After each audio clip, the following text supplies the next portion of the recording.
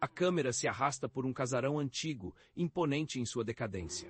As paredes, antes brancas, agora ostentam manchas de umidade e musgo, como cicatrizes de um passado esquecido. Janelas cegas refletem um céu opaco, e o jardim, um emaranhado de ervas daninhas e flores murchas, parece gritar por atenção, sufocado pela negligência. A atmosfera é de uma melancolia fúnebre, um silêncio pesado que precede a tragédia, um prenúncio de dor. A luz do sol, quando muito, conseguia espreitar entre as copas das árvores centenárias, formando um mosaico de sombras densas e opressivas, aprisionando a alma daquele lugar em uma eterna penumbra. Dentro das paredes frias e mofadas deste casarão, que um dia foi o cenário de uma família, mas que se tornou, impiedosamente, o palco de uma farsa cruel, residia Ana. Uma mulher de 30 anos, com a alma tão translúcida quanto cristal e um coração que sangrava bondade a cada batida. Ela personificava a devoção inabalável, o sacrifício sem limites e uma lealdade quase ingênua à mãe, Helena. Mas esta não é uma história de amor filial que termina em glória, não é um conto de heroísmo e reconhecimento. É um relato brutal e visceral da mais chocante das ingratidões, um soco no estômago da decência humana, um manifesto de fúria contra a perversidade. Prepare-se para sentir a revolta crescer em suas entranhas. Prepare-se para ver a bondade ser pulverizada pela mais abjeta das crueldades. Ana, com seus olhos profundos e carregados de uma exaustão que beirava a resignação, mas ainda assim irradiando uma bondade que chegava a doer, prepara um caldo nutritivo. Suas mãos, marcadas pelo trabalho e pela preocupação incessante, movem-se com a precisão de um ritual sagrado, quase desesperado. Cada corte de legume, cada tempero adicionado é um ato de amor e esperança. Seu rosto, embora pálido e com olheiras profundas, mantém uma serenidade quase sobrenatural, uma máscara de força contra a dor. A cozinha, embora modesta e com sinais evidentes do tempo, brilha com a limpeza obsessiva de quem busca ordem no caos, uma tentativa vã de controlar o incontrolável. O aroma de ervas frescas e vegetais cozidos paira no ar, um contraste com a opressão que permeia o resto da casa. Ana dedicou cada grama de sua existência, cada batida de seu coração à sua mãe, Helena. Uma vida inteira sacrificada aos caprichos, às exigências impiedosas e aos humores voláteis de uma mulher que nunca soube, ou talvez nunca quis, reconhecer o valor imensurável do amor desinteressado. Filha única, Ana foi mais que uma herdeira. Ela foi a sombra protetora, a extensão obediente de Helena, o braço forte em tempos de fraqueza, o ombro silencioso para chorar as lágrimas alheias. Uma existência de abnegação total. Mas a pureza de Ana estava prestes a colidir com a escuridão abissal de uma alma ingrata. Em breve, Ana descobriria que, para alguns, a devoção extrema não é um presente, mas uma dívida perpétua a ser cobrada com juros de humilhação. Helena, uma mulher que, mesmo na fragilidade de sua doença, exibia feições duras e um olhar penetrante, repousa sobre lençóis finos e amarrotados. Sua magreza é quase cadavérica e sua respiração, sibilante, ecoa no silêncio do quarto, prenunciando o fim. Ana se aproxima com a tigela fumegante de caldo, a esperança dançando em seus olhos cansados. Helena mal a reconhece com um olhar fugaz, seus olhos gélidos desviando-se imediatamente para a janela empoeirada, como se a vista embaçada do exterior fosse infinitamente mais cativante que a presença da filha, que tanto se doava. Ela exala um suspiro profundo, um som que não é de cansaço, mas de um desprezo velado, quase inaudível, mas palpável no ar, uma bofetada invisível. Mãe, preparei seu caldo favorito, como a senhora gosta. Com os temperos frescos. É vital que a senhora se alimente para ter forças para lutar. Helena finalmente move a cabeça, um gesto lento e pesado. Seu olhar cruza o de Ana, mas não há calor, apenas uma avaliação fria, quase hostil, como se analisasse um objeto. Sempre o mesmo. As mesmas promessas vazias, as mesmas esperanças descabidas que você tenta me empurrar. Nem o caldo, nem a minha situação. Nada muda, não é, Ana? Que monotonia. É tão entediante essa sua insistência em uma positividade forçada. Eu estou aqui definhando e você com essa sua falsa alegria. As palavras de Helena atingem Ana como pequenas pedras afiadas, mas a filha, já acostumada à rotina de feridas verbais, tenta sorrir, um gesto forçado que mal alcança seus olhos, que já haviam perdido o brilho. Ela se senta com cuidado na beirada da cama, a pele áspera do lençol sob seus dedos, sentindo a frieza do ambiente. O doutor Alberto disse que não podemos perder a fé, mãe. A busca por um doador compatível é incessante. Eu estou aqui do seu lado para tudo o que precisar. Eu não a deixarei nunca. Fé é para os fracos e os tolos, Ana. Eu estou morrendo, não percebe? Estou definhando aos poucos, e você, com essa sua vida sem brilho, com suas pequenas conquistas pífias, tenta me convencer do contrário. Se ao menos você tivesse feito algo realmente significativo, algo que me orgulhasse, talvez eu tivesse mais motivação para lutar.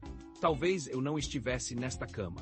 As palavras de Helena, impregnadas de uma crueldade sutil e calculada, são como um chicote invisível, rasgando a pele da alma de Ana. A picada é familiar, mas nunca menos dolorosa. Ana engole em seco, os olhos marejados, mas se recusa a chorar na frente da mãe, recusando-se a dar-lhe essa satisfação. Helena sempre foi uma rocha inquebrável, mas de mármore gelado, incapaz de calor ou compaixão. Uma mulher azeda, amarga, que via o mundo através de um filtro de desilusão e autopiedade, mas que no fundo de sua alma corroída, nutria um desprezo venenoso por tudo e todos. E especialmente por sua própria filha, a quem via como um espelho deformado de suas próprias frustrações e falhas, uma eterna decepção. Mas a vida, ou o destino mais perverso, reservava a Ana uma prova de fogo que transcenderia toda a sua capacidade de sacrifício. Um desafio que exigiria dela não apenas um pedaço de seu tempo, mas um pedaço de seu próprio ser, sua própria essência vital. O doutor, Alberto, com uma expressão séria e um olhar que denota empatia e cansaço, fala com Ana. A sala é limpa, mas o ar é pesado com a gravidade das notícias, um eco de morte. Ana está sentada à sua frente, as mãos apertadas no colo, visivelmente abalada à beira do colapso, mas mantendo uma fachada de força para não desmoronar. Ana, os resultados dos últimos exames de sua mãe chegaram. E a notícia, eu lamento dizer, é ainda mais grave do que esperávamos. A leucemia está avançando a uma velocidade alarmante. Precisamos de um transplante de medula óssea e precisamos dele com uma urgência que não podemos mensurar. Não há mais tempo para espera. Cada dia é precioso, cada hora pode ser decisiva. Ana sente o chão girar sob seus pés, uma vertigem gelada que a paralisa. Seus olhos se enchem de lágrimas, mas ela as retém com um esforço sobre-humano. A voz sai embargada, quase um sussurro que mal se ouve. E o doador, doutor? Há alguma novidade? Algum nome compatível no banco de dados internacional? Infelizmente, Ana, a situação é desanimadora. Nenhum doador 100% compatível foi encontrado nos bancos de dados globais. As chances a esta altura são quase nulas. A única esperança que nos resta, estatisticamente falando, a última cartada que a medicina pode oferecer, é um parente de primeiro grau. Pais, filhos, irmãos. Ana assente lentamente, a informação pesando como uma pedra em seu peito. Um nó apertado se forma em sua garganta, cortando-lhe a respiração. Precisamos testar você, Ana. É a sua mãe. Há uma pequena, mas real, chance de compatibilidade. Embora remota, é a única que temos agora, a última fagulha de esperança. Pequena chance. Pequena, insignificante chance para o milagre que a ciência buscava com desespero. Mas para Ana, era uma chance gigantesca, uma porta que se abria para a esperança mais pura, para a salvação. E ela não titubeou. Não houve espaço para dúvidas. Não houve questionamentos. Não houve sequer um milissegundo de hesitação. Sua mãe precisava dela. E Ana, com a inocência, a lealdade e a devoção cega que só as almas mais virtuosas possuem, estava mais do que pronta para pagar qualquer preço, para enfrentar qualquer dor, para fazer qualquer sacrifício. Seu corpo, sua mente, seu espírito, tudo seria entregue sem ressalvas, sem hesitação. Ana espera nervosamente em um corredor frio e asséptico, o som distante de monitores cardíacos e vozes abafadas aumentando sua ansiedade, cada segundo uma eternidade. Seu nome é chamado e ela entra em uma sala onde a aguardam enfermeiros e técnicos, seus olhares profissionais, mas cheios de preocupação. O processo de tipagem sanguínea, a coleta de amostras, os exames detalhados, tudo é mostrado em um turbilhão de cenas rápidas, mas cada imagem carrega o peso da incerteza e da esperança que se agarra em seu coração. A ansiedade de Ana é palpável, quase visível, uma aura de nervosismo que a envolve. Ana está ao lado da cama de Helena. A mãe está ainda mais fraca agora, a doença cobrando seu tributo impiedoso, sua vitalidade se esvaindo. Ana, embora tremendo por dentro, tenta infundir força e otimismo em suas palavras, a voz um pouco mais alta para disfarçar o tremor que a acomete. Mãe, eu fiz todos os exames. Os médicos estão avaliando. Eles vão verificar a compatibilidade. Eu tenho fé que dará certo, que teremos sucesso. Helena apenas grunhe, um som ininteligível, virando o rosto para a parede. Não há gratidão em seus olhos, nem um fio de reconhecimento.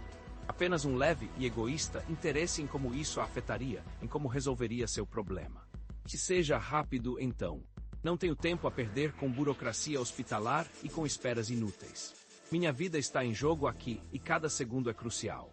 Mesmo diante da iminência de um sacrifício potencialmente vital, capaz de reverter a morte iminente, a frieza de Helena era uma muralha inabalável. Ela jamais seria capaz de enxergar além do próprio umbigo, do próprio sofrimento, da própria conveniência. O mundo girava em torno dela, e o sacrifício alheio era apenas um tributo devido, uma obrigação. Mas Ana, cega pela devoção mais pura, continuava a oferecer seu coração em um altar de ingratidão, acreditando que o amor dela seria suficiente para preencher o vazio da mãe, para derreter o gelo em seu peito. Doce ilusão, desgraçada esperança. Ana e Dr. Alberto estão sentados lado a lado. Há uma emoção contida, mas evidente no rosto do médico. Uma leve faísca de esperança em seus olhos. Ana, eu tenho uma notícia que beira o milagre, que transcende a ciência e toca o divino. Você é 100% compatível com sua mãe. É uma correspondência perfeita, algo raro, uma bênção que veio dos céus. É a única chance dela. Sua mãe tem uma chance real de vida agora, de um recomeço, e tudo isso, Ana, é graças a você. Ao seu amor incondicional, ao seu ato de heroísmo. Ana não consegue conter as lágrimas de alívio e alegria que brotam de seus olhos, escorrendo livremente. Uma onda avassaladora de emoções a domina, paralisando-a momentaneamente.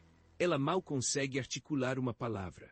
A boca treme, os ombros balançam com o choro. Graças a Deus! Oh, meu Deus! Graças a Deus! Eu sabia! Eu sabia que ele não a abandonaria. Eu tinha certeza. O procedimento de coleta de medula óssea não é simples, Ana. É doloroso. Haverá dor intensa, um longo e exaustivo período de recuperação para você. Seu corpo sentirá o impacto. Mas eu garanto, é seguro. E é a salvação dela. Não há outra alternativa, é a última porta. Eu não me importo com a dor, doutor. Não me importo com o tempo de recuperação, com as cicatrizes. Eu faria qualquer coisa por ela. Qualquer coisa para vê-la bem novamente. Eu daria a minha vida se fosse preciso. Daria tudo o que tenho sem pensar duas vezes. E qualquer coisa... Ana repetiu essas palavras com a firmeza inquebrável de uma rocha milenar, mas com a pureza e a vulnerabilidade de uma criança. Ela estava disposta a entregar um pedaço de si mesma, da sua essência vital, do seu próprio sangue, para ressuscitar a mulher que, anos a fio, a havia ferido com palavras ásperas e atitudes geladas. Era um ato de amor tão grandioso, tão desmedido, tão altruísta, que só poderia ser concebido por uma alma destemida, livre de qualquer resquício de maldade ou ressentimento. Uma devoção cega, um sacrifício puro, destinado a ser profanado pela ingratidão mais hedionda, mais vil. Ana está deitada em uma maca fria, a veste hospitalar sem graça contrastando com a vivacidade que ainda restava em seus olhos. Seu rosto está pálido, mas sua mandíbula está firme, um testemunho de sua determinação inabalável. Enfermeiras se movem ao seu redor com uma eficiência silenciosa, preparando os instrumentos, as infusões, em um balé de precisão médica. A tensão na sala é palpável, quase um peso físico. Seus olhos inquietos buscam a porta, talvez em uma esperança vã de uma palavra de encorajamento, um último olhar de afeto de sua mãe, mas a porta permanece fechada e ninguém aparece. Ela está sozinha em seu sacrifício, enfrentando o desconhecido com a pureza de sua alma. A dor lancinante da perfuração óssea, agulhas perfurando sua medula. A fraqueza avassaladora que se seguiu, o corpo exausto. As noites de agonia, as incisões latejando, o corpo exausto e drenado, clamando por descanso, por reparação. Ana passou por tudo isso em silêncio, com a dignidade de uma mártir, sem um lamento, sem uma queixa. Seu corpo, antes vigoroso e cheio de energia, agora estava exaurido, um campo de batalha interno que se recuperava lentamente do brutal e violento sacrifício. Mas em cada pontada de dor aguda, em cada vertigem ao tentar se levantar, em cada momento de fraqueza, Ana encontrava um consolo amargo na certeza inabalável de que havia salvo a vida de sua mãe. Que havia dado a ela uma segunda chance, um sopro de vida. E isso para Ana, com a simplicidade de sua alma, era o bastante. Era tudo. Um consolo que logo se transformaria em desespero. Helena está em um quarto estéril, imersa em um mar de monitores e tubos, mas seu corpo reage positivamente ao transplante, a vida voltando lentamente. A pele começa a recuperar a cor, um leve brilho retorna aos seus olhos antes opacos. Ana, ainda fraca, visivelmente pálida, com movimentos lentos e cuidadosos, entra no quarto com dificuldade, amparada por uma enfermeira que a auxilia a cada passo. Um sorriso genuíno, de vitória e de alívio, ilumina seu rosto. Ela mal consegue conter a emoção. Mãe, a senhora está se recuperando. É um milagre. Eu sabia que tudo daria certo. Graças a Deus, a senhora está voltando à vida. Helena ergue os olhos para a filha, seu olhar frio e vazio varre Ana de cima para baixo, um escrutínio gélido que não demonstra um pingo de calor ou gratidão. Há um leve brilho em seus olhos, mas não de emoção, e sim de uma satisfação egoísta, de um triunfo pessoal. Claro que ia dar certo. Eu sou forte, Ana. Sempre fui. Eu sempre superei tudo. Demorou, é verdade, mas finalmente você fez algo realmente útil com essa sua vida sem propósito. Não é como se tivesse sido um favor extraordinário. Foi sua obrigação. Ana sente um choque profundo, as palavras da mãe ressoando com um eco doloroso.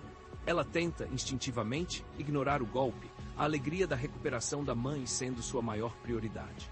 Ela se esforça para se aproximar da cama, mas a enfermeira a impede suavemente, indicando que Ana também precisa de repouso e não deve se esforçar. A filha se contenta em observar a mãe de longe, o sorriso de vitória começando a vacilar em seu rosto, substituído por uma sombra de dúvida. Finalmente você fez algo de útil. As palavras eram afiadas, um aviso brutal, um presságio sombrio do abismo de ingratidão que ainda estava por vir, ainda mais profundo, mais cruel. Mas Ana, em sua pureza quase insana, preferiu ouvir apenas a melodia de um "você me salvou", mesmo que essa frase nunca tivesse sido pronunciada. Ela se apegava, com a força dos desesperados, à ideia de que o amor dela seria capaz de transpor a frieza de Helena, de derreter o gelo em seu coração. Doce ilusão. Uma esperança infantil que seria esmagada impiedosamente, reduzida a pó. A sala de estar do casarão. 4 meses se passaram desde o transplante. Helena está sentada em uma poltrona de veludo gasto, lendo um livro com uma postura altiva e recuperada. Sua aparência está dramaticamente melhorada. As cores vibrantes retornaram ao seu rosto antes pálido, o vigor a seus movimentos, a força aos seus olhos.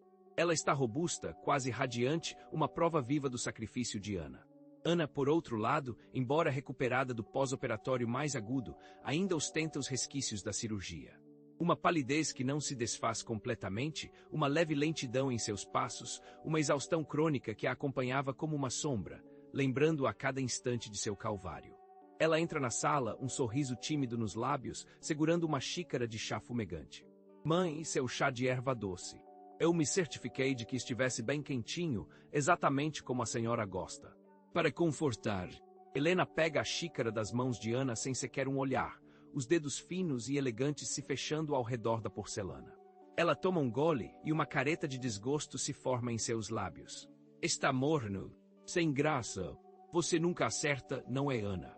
Nunca acerta nada, nem mesmo um chá. É sempre a mesma coisa. Sempre um pouco aquém do que se espera, sempre uma decepção.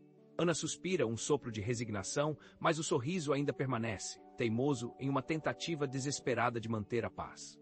Ela se senta em uma poltrona próxima, observando a mãe com uma mistura de carinho e uma tristeza latente. É tão bom ver a senhora assim, mãe. Completamente recuperada, com essa saúde radiante. Eu fico tão feliz em vê-la bem. É a maior alegria da minha vida, o meu maior triunfo. Helena então fecha o livro com um estalo seco e estridente, um som que ecoa pela sala como um tiro, rompendo o frágil silêncio. Seus olhos, antes focados nas páginas, agora se voltam para Ana, um olhar de desprezo gélido e insondável, uma ferocidade contida. O ar na sala parece congelar, denso, quase cortante. As palavras que emergem de sua boca são como punhais afiados, cada uma delas projetada meticulosamente para ferir, para destruir, para aniquilar. Feliz.